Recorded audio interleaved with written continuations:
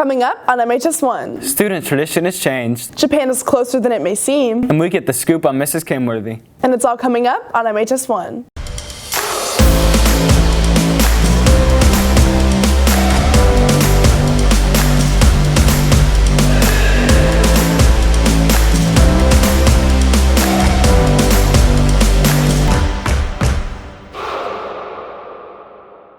Good morning, McKinney High School. Today is Friday, March 8th. I'm Cameron Johnson. And I'm Monica Newland, and you're watching MHS1. A recent change in Stuco politics has created a new system for creating class president. Thanks to Sam Richards and Sarah Humadi, we know more. For the 2020 Stuco election, there were changes made to the process that they've been using for the past few years. So this year, Student Council has changed everything pretty much in our Constitution. We're going to make it more school-wide like voting for our officers. We're going to make it a lot more like whenever voting things for like homecoming, more prom. We're going to like get the school a lot more involved within that kind of stuff too. But basically our biggest change was like school-wide for elections and stuff for everyone. It was something that we've wanted to do for a long time, but we just didn't have the stability in student council to do it. And we think it was important because we wanted our entire student body to be voting on the decisions that we made. I think hearing everyone's voices for who they truly want to be in that spot is awesome. A lot of people feel way more involved with it. I know people have been talking about it on Twitter, Snapchat, certain things. I just am really happy with the decision. Stuco thinks our student body should be more involved in the politics in our school. Well, I think it's really important because we're going to see members of the student body get a lot more passionate about the things that are going on within student council because they actually voted on the officers that are going to be voted in for student council. I want to just make sure that's a positive year this year, and I just want to make sure that everyone feels they have a say at McKinney High School, whether freshman, senior, junior, sophomore, whatever they are. I would love to hear their voices. This has been Sarah Hamadi, Samantha Richards, Noah Kim, and Garrett Morrison reporting for MHS1. Our very own Interact Club has sold bracelets to help those in need in a less fortunate country.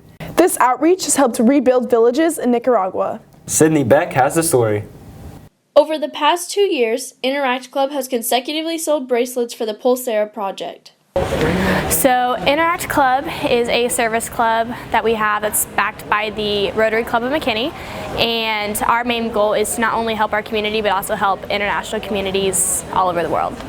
We are doing something called the Pulsera project, where we are selling handmade bracelets that are made by artists in Nicaragua and Guatemala, and the money that we raise selling these bracelets goes back to help support them and their families, and just to give back to support them as artists. This is typically impoverished areas where employment is really difficult to find, and so they pay these workers salaries to create bracelets called pulseras, and they're hand woven. And so the Pulsera project then sends those bracelets to students and organizations around the world to sell, and all of that money returns back to those communities to help pay for the workers' salaries, but they also put the money into community projects and long-lasting efforts to improve those impoverished communities. I decided to do this project because we did it last year in Interact Club, and it was really successful, and a lot of people hadn't seen anything like it before, and just getting to see all the hard work that went into making these bracelets inspired me to do it again. Raising almost $450 in bracelet sales, the club looks forward to making the Pulsera project an annual club activity. I am hoping to make this a yearly thing to where each Interact Club, this is what we do during the spring, so that other kids can continue to expect it and to know about it, and it's just a great project. It's different, it's not like your average service project, and also because it helps a different community other than what we see here, it helps somewhere else in the world. It's unique to what we see every day. If you want to get involved with the Interact Club, you can look us up on the McKinney Rotary page. Our website is mckinney.rotary.org, and you can reach out to me. My contact information is on there, and we can get you connected if you want to serve others in our local community and our global community. This has been Sydney Beck reporting for MHS1. Logan Fish, a student who creates his own club to spread human trafficking awareness. Sarah Hamadi and Carson Gorman give us more information.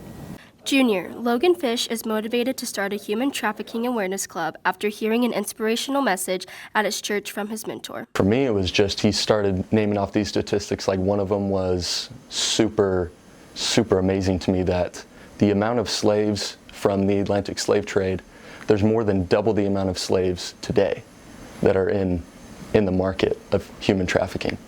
And so I just looked at that and I was like, well, I've never heard of that from, primetime news, never seen that on the headlines, nothing. So, like, why is that? Why is this not being talked about, and how have I never heard about it? And at the same time, I took that and said, is it possible that I could hear about everything that this guy has just talked about and then go the very next day on with my life? Like, there's no way. There was something that I had to do, and I felt like it was like my mission. Matthew Osborne, former CIA agent and Logan's mentor, worked closely with an organization called Operation Underground Railroad and speaks on behalf of Logan's character. I was talking about the problem of human trafficking and child exploitation. Logan told me that a fire was lit in him that day to do something about this problem. Logan Fish is one of the most impressive individuals I've ever met, and the fact that he's a high school junior speaks so much about his maturity, his commitment to doing the right thing, and his work ethic as a student. Miss Lukey, Impact Counselor, emphasizes Logan's passion. Mrs. Gorman introduced me to Logan last year because on his passion project, he did his project about ending human trafficking, and he wanted to start a club from that, and so she said, you might want to talk to Miss Lukey. And so we came up and we visited about it and talked about starting a club of high school students that would be against human trafficking. It's an epidemic. It's a lot of people, they assume, oh, it's not talked about a whole lot, so it must not be that big of a deal. But the numbers being over 40 million people in the market, and 2 million of those people being children, so them being just like us. And that's also another thing that kind of sparked me, was that these are kids, and they're just like me, and they're just like you, and they're just like everybody else. We're planning on holding a private screening for their brand new documentary. They actually just came out with a documentary about, like, it shows the raw footage and the raw film of them rescuing children and other trafficking victims from traffickers. In today's society, it is important for students to take part in and stand up for what is right. It is so important that youth know about the problem of human trafficking because they can do something about it. They can spread the word on social media. They can support organizations like Operation Underground Railroad and others. We can change the culture of what's cool. And there's a lot of things going on within the school, whether that be things like, locker room talk or just the way that we view things. And I think that bringing this topic about as something that is inseparably connected to those things, it can change the way that the student body views the world around them. Logan hopes to start his club before the end of the year and raise awareness in a multitude of ways. This has been Carson Gorman and Sarah Humadi reporting for MHS1. Next year, during spring break, Mr. and Mrs. Chin are planning the trip of a lifetime. We are taking a study abroad trip to Japan and going to multiple cities within the country. So you can get more information from either myself, I'm one of the sponsors that will be leading the trip, and you can get it from Coach Chen. You can get a little information packet from us, and then we will lead you to the World Strides online website where you can sign up for the trip from there. The Chins hope to spread worldly knowledge and allow students to immerse Japanese culture. Japan is the ultimate experience. This is an opportunity not very many people will get in their lifetime. This has been Annika Newland, Sarah Hamadi, and Jason Williams reporting for MHS1. Young women are breaking down borders within the Boy Scout community. Noah Kim gives us the story. Troop 406 is a scout troop in McKinney that, following the admittance of girls into the scouting program, launched the all-female portion of their troop. Scouting in America with Boy Scouts of America has been around for 108 years, but just this last year they decided they would expand the iconic program, the one that's actually called Boy Scouts, which is for youth ages 11 to 17. They opened that program up to allow girls into that program, and it's really going to change the dynamic and the way things are run, simply from the standpoint of allowing troops to expand their role within their communities.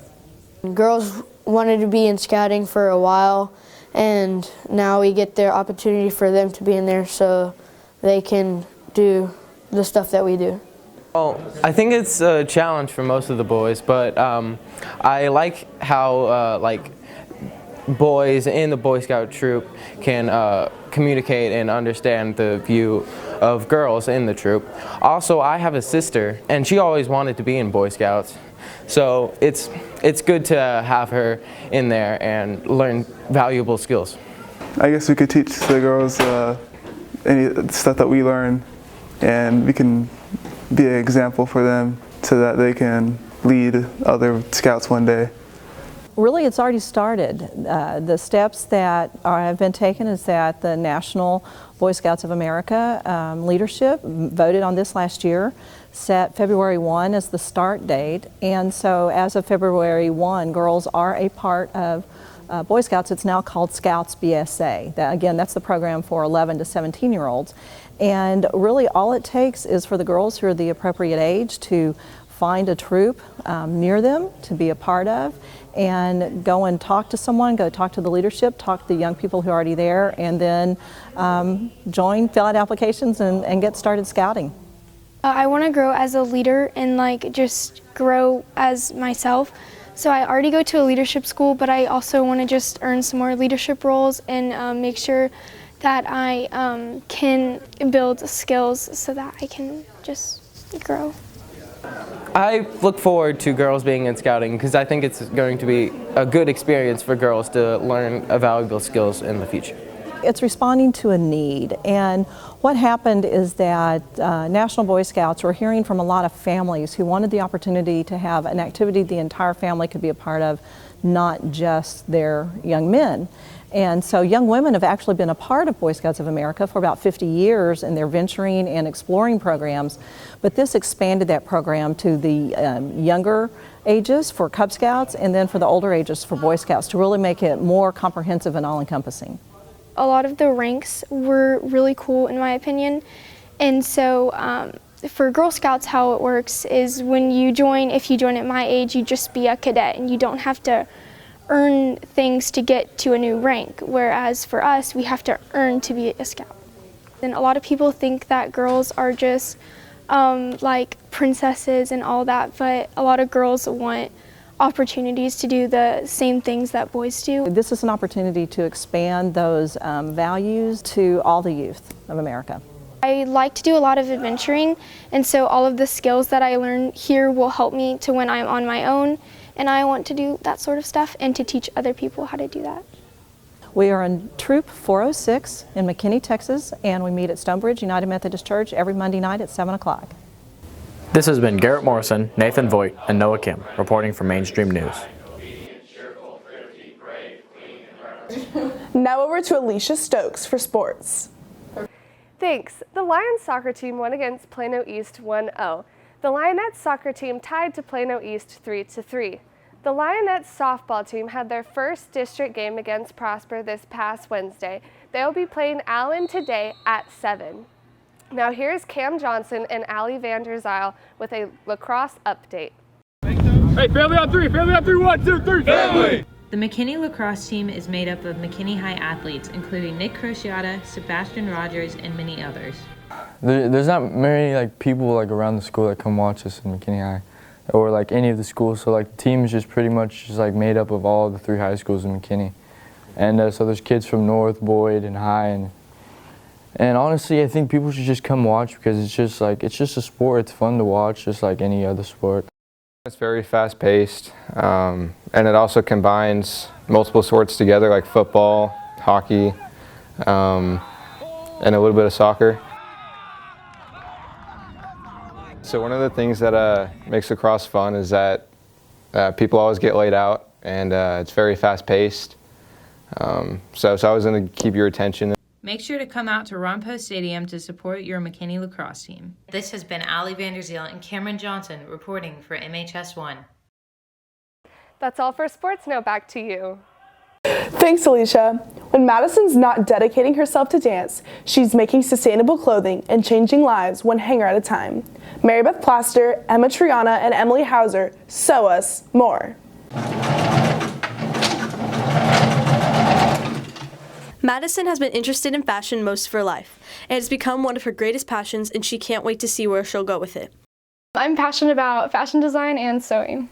I mainly make like women's clothing. A lot of the time I will thrift something that I find at the store that I think the fabric is cool or it has a nice texture, and then I will turn it into something new. Or more recently I got a dress form, so now I'm working on more projects from scratch. Madison really was always into fashion as a child. She was always making like pillows for us, lots of pillows for us. She was making a lot of little doll clothes for all of her dolls, and then she started making her own dresses. Madison's interest in fashion started when she was very young and continued to grow. This all kind of started one day I was at the craft store with my mom when I was in like 4th grade, and I saw this really pretty floral blue fabric, and I saw it and I was like, hey mom, like I want a dress out of that. And she's like, okay. And it kind of got the ball rolling from there. I made my first dress and it was not great, but I really liked the process of it, and I really liked to wear it to school, and it was a really fun time. So that's kind of where this all started. She just came to me, and I had never made a piece of clothing myself, and so when she first made that, I was totally amazed. And I mean, I posted it on Facebook like every parent would, and I was so taken back from the way she made it, and she just was so excited to wear it to school and show everybody that she did it all by herself. Fashion design has been something that I have kind of always had in my life, but there was a time where I didn't do it as often. So I started when I was really young with that first dress, and I made some clothing for my dolls when I was little. And then for a while I kind of took a break, stopped doing it. Why, I don't know. And then actually sophomore year in my English class, we were doing passion projects, and I thought it'd be a good idea to start doing it again. And then from there, I really haven't stopped. Madison hopes to pursue this career in her future and continue her love for fashion. As far as the future goes, I would really like to have this be my career, but it's always scary, like pursuing something that it could go wrong, and it's not a very promising field to pursue. But I feel like if you love it enough and you never stop working, then you can probably get there. So that'd be really great if I could just keep going with this. One word that I would use to describe my clothing is original, because everything I make is one of a kind because I made it myself. And I think that's a really cool thing, because when I wear a shirt that I made to school, like nobody else in the world has that shirt. It's original, it's mine. It's definitely a dream of mine to pursue this in the future at perhaps like an art school or a university, and just really find out more about this field. And really, I mean, if I could pursue this as my career, that would be a dream come true. This year at Moore, Madison decided to wear a dress that she created herself. This has been Mary Beth Plaster, Emily Hauser, and Emma Triana reporting for MHS1. You may have seen red flyers posted all around the school. Emma Triana lets us know what it's all about. Anyone who's walked the halls of McKinney High School recently most likely has noticed the bright red and white posters covering walls from floor to ceiling. These eye-catching posters are promoting a new organization that has arose, that goes by the name Project Lit. This all came to be due to the works of an optimistic English teacher who thrives to promote literacy to her students and beyond. There's big opportunities for us to be a leading sort of community for books and voices of your generation. Which is exactly the purpose she has established in the few weeks of the club's existence. The whole purpose of Project Lit is to get students involved in reading books that are relevant, that have to do with themes of today, share our opinions and our personal experiences, as well as do community service projects to increase literacy. And so I decided to start Project Lit here and open it here so that students at McKinney could start having a purpose behind what they read. The organization centers around the reading of monthly books which are young adult and consist of controversial topics of our everyday. For March, the book is going to be On the Come Up by the Angie Thomas, who also wrote The Hate You Give. On the Come Up is about a young girl named Bree, and she's trying to make a name for herself in the rap game. And you get to see her thought process behind the raps that she writes and her competing in rap battles and trying to make a name for herself. Despite being in only the beginning of the club's existence, Miss Woodson looks to the future with big aspirations to spread the joy and importance of literacy with and through her students. Miss Woodson, our sponsor, she's a great individual. She She's very cheerful. She sounded really optimistic, and I just saw the future for Project Lit and what it's going to become. Big picture for Project Lit is that it becomes this space for the entire McKinney community, including McKinney North, including McKinney Boyd, not just students, but also teachers, administrators, family members. The overall agenda of the organization is to prove to others that they're heard and their voice and ideas matter. The idea is bigger than just a book club. The idea is that we create spaces for voices that may never be heard or may never understand that they had a reason to talk in the first place, and we give them a platform and we let them shine. Advantages of joining include green court hours, lots of snacks, and an accepting community. Every Friday, E109, if you haven't been here, come. It's super cozy. There's a couch, and there's snacks. This has been Emma Triana, reporting for MHS1.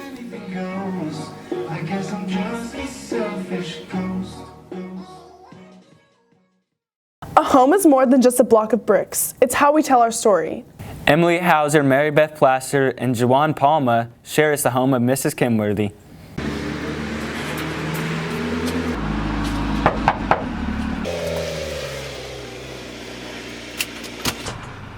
Hello, come on in.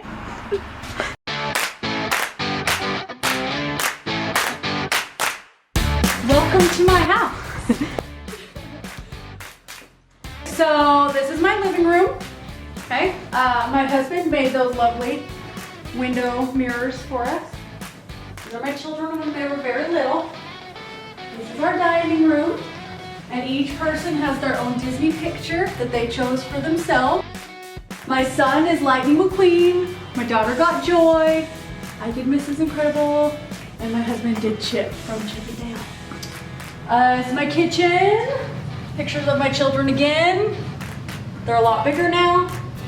There's that. And then this is where we eat food.